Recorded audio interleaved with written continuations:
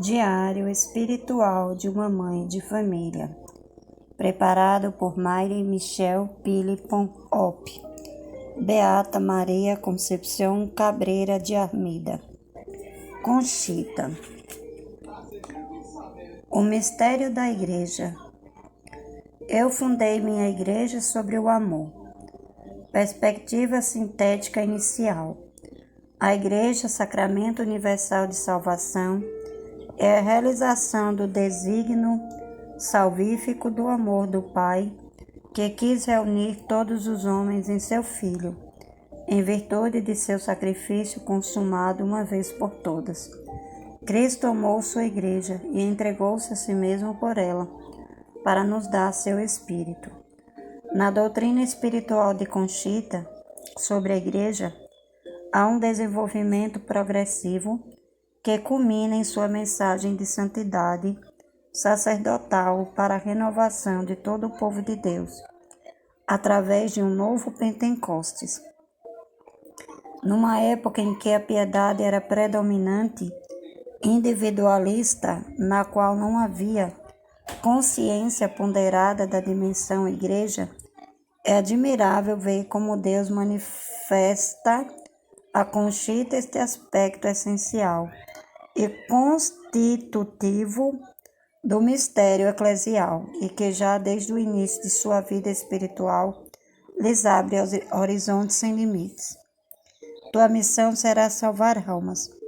Os primeiros exercícios que eu vi pregar foram alguns que foram dados pelo padre Antônio Placamarte em 1889. Eu entrava e saía porque não podia deixar meus filhos. Um dia, como se descido do céu,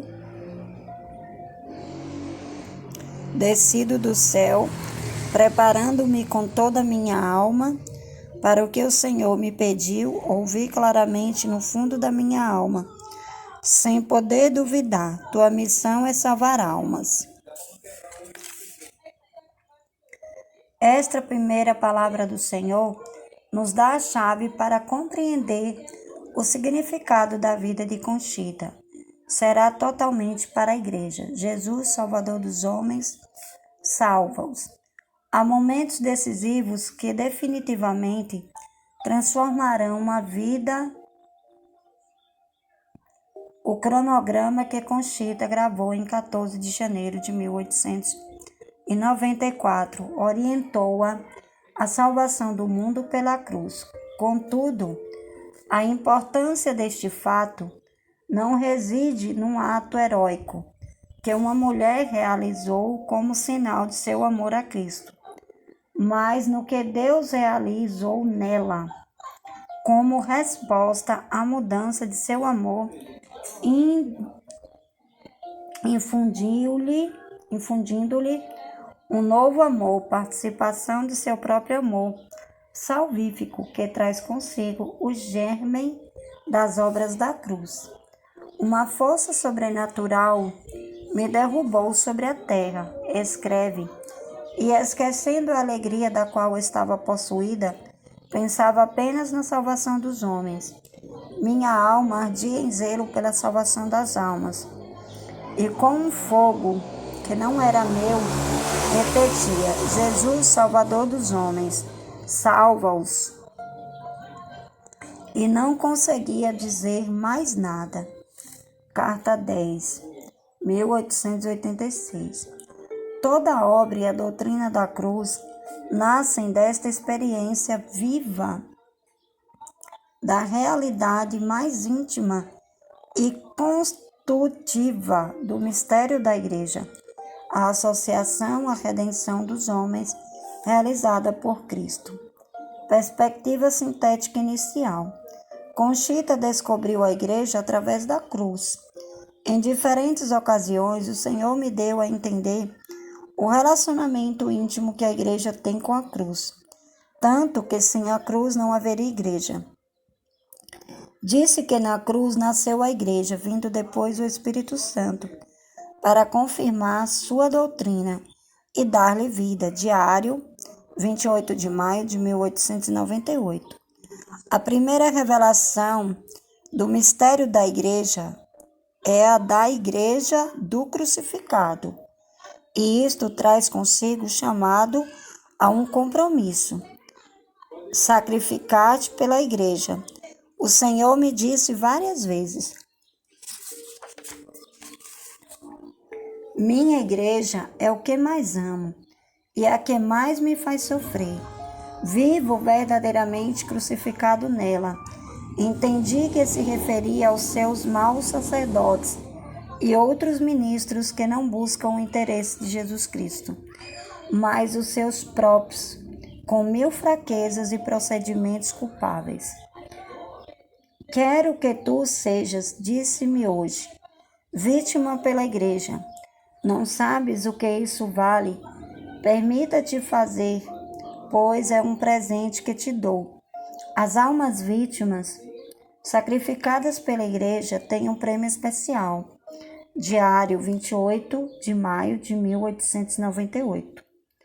As almas vítimas em favor da Igreja deverão unir-se ao meu coração, a vítima por excelência, a fim de apresentarem-se ao Pai Eterno em favor desta Igreja tão querida, com o propósito de expiar os pecados.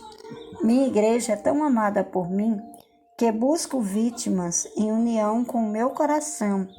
Se santifiquem para mudar em chuva de graças a justa ira que a ameaça. Quero mais que o martírio exterior, quero o martírio íntimo dos corações. Por isso peço que se unam ao meu, tão despedaçado quanto nenhum outro. Quero dar esta glória ao meu Pai, e o Espírito Santo abençoará as almas que se unirem a mim com este santo propósito. 14 de junho de 1898. A expressão vítimas, almas vítimas, na linguagem de Conchita, carece completamente de sentido dolorosista, de uma certa carga emocional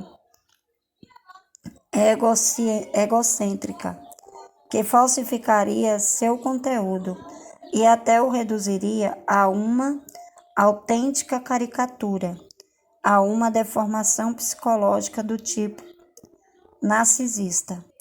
Toda a doutrina da cruz é baseada em uma espiritualidade de entrega, de doação, que faz sair de si mesmo, imitar e assemelhar-se a Cristo, que veio dar a sua vida como resgate por muitos. Mateus 20, 28. Orientada pelas exigências do desígnio redentor, ela se abre a uma perspectiva trinitária, que se manifesta de repente como que inesperadamente. A Igreja Trindade. A Igreja é a depositária de todas as graças do Espírito Santo. Nela, Ele estabeleceu sua morada e a ama com entranhado amor. Somente por ela se entra no céu. Ele sela todas as suas cerimônias e, faltando este selo divino, não haveria nada perfeito, nem possível salvação. É na Igreja onde se dá o constante louvor à Santíssima Trindade. Nela, o Pai Eterno tem fixo seu olhar, o Filho, sua Santíssima Humanidade, juntamente com a divindade, e seu constante sacrifício na Eucaristia. Quão bela se apresenta esta comum unidade, esta Trindade Beatíssima, em sua divina comunicação com a Igreja. Vejo nela agora o imenso amor que manifesta um Deus para com suas criaturas de uma maneira tão adorável. Confesso que jamais havia entendido isso com tamanha clareza, nem tampouco agradecido por esta cadeia ininterrupta de benefícios que a Santa Igreja nos proporciona do batismo ao sepulcro. Que contas teremos que prestar ao Senhor por tantas graças e tantos meios de santificação que sua eterna bondade nos deu em sua Igreja? Diário, 28 de maio de 1898. Esta perspectiva trinitária, longe de ser uma visão horizontal da Igreja, suas estruturas e suas múltiplas atividades no meio dos homens, por ser uma mirada do alto, contém uma visão muito elevada de sabedoria sobre a Igreja à luz da Trindade. A percepção inicial de conjunto pode ser expressa desta maneira: a Igreja, ao mesmo tempo que é a Igreja da Cruz, é a Igreja da Trindade, a Igreja do Verbo encarnado. A Igreja nasceu do meu coração na cruz. Aí nasceu a Igreja pura e bela, de minha costela, como Eva da costela de Adão, para que fosse a mãe de todos os cristãos, de todas as almas, para salvá-las por meus infinitos méritos que depositei em seu seio imaculado. Diário, 14 de março de 1928.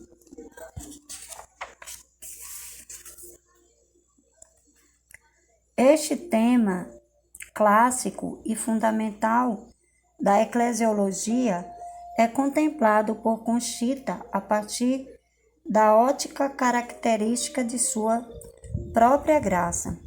A expressão cruz tem para ela uma ressonância eminentemente personalista. Cruz, antes de tudo, significa para ela Cristo crucificado, Cristo sacerdote e vítima, que por amor se oferece ao Pai pela nossa salvação. Cruz também designa o cristão que deseja configurar-se a Cristo na identificação de seus sentimentos mais íntimos e, com frequência, afirmará que o cristão autêntico deve ser uma cruz viva. No entanto, a cruz, origem da Igreja, não é apenas a cruz externa, visível, que foi levantada no Calvário, mas a cruz interior e íntima do coração de Cristo, que começou na encarnação e foi consumada quando entregou seu Espírito nas mãos de seu Pai. Na cruz exterior, que todos veem, eu fui uma vítima agradável, meu Pai, no derramamento de meu sangue, mas pela cruz interior, principalmente, se obrou a redenção. Diário, 7 de setembro de 1896. Vimos que a cruz íntima é o tema central da doutrina da cruz, que nos leva ao coração e à essência do mistério da salvação. A cruz interior é a dor puríssima, nascida e alimentada apenas com o amor. Amava meu Pai e quis glorificá-lo, pagando a dívida da humanidade. Culpada, amava os homens com amor infinito e humano e quis fazê-los felizes e salvá-los. Diário, 23 de janeiro de 1928. Estes dois amores eram apenas um no Espírito Santo, formam o coração da redenção. A cruz se perpetua na Eucaristia. Se a redenção busca a tua justiça para apagar o pecado, se com ela a distância entre o homem e a divindade foi salva, por que perpetuar este mesmo sacrifício da cruz em teus altares? Somente pelo amor, filha, apenas para um fim de caridade. Fiquei nos altares por uma sede sublime que consome o Verbo feito carne, regozijando-se na imolação pelo homem. Fiquei para contemplar as almas com a minha vida de vítima nos altares, o que a elas lhe faltei em sacrifício. Fiquei para continuar espiando como um sacrifício perpétuo as ingratidões dos homens. Eu permaneci por ser a única vítima pura. Sem mim, toda a imolação seria nula. E desta maneira, perpetuando-se meu sacrifício, se perpetua também o perdão, valorizando em união comigo os sacrifícios do homem. Permaneci para atrair as almas com o meu exemplo, a apaixonarem-se pela dor em todas as suas formas. Permaneci pelo prazer que causa o Verbo feito carne, a proximidade com a criatura. Diário, 25 de julho de 1906. Na missa se perpetua a mesma imolação da mesma vítima. Eu no Calvário não é como o prolongamento ou a repetição do meu sacrifício, mas o mesmo sacrifício, embora incruento nas missas. É a mesma crucificação viva, com a mesma e única vontade amorosa do Pai, de me crucificar, de dar seu próprio Filho único para a salvação do mundo. Diário, 2 de agosto de 1933.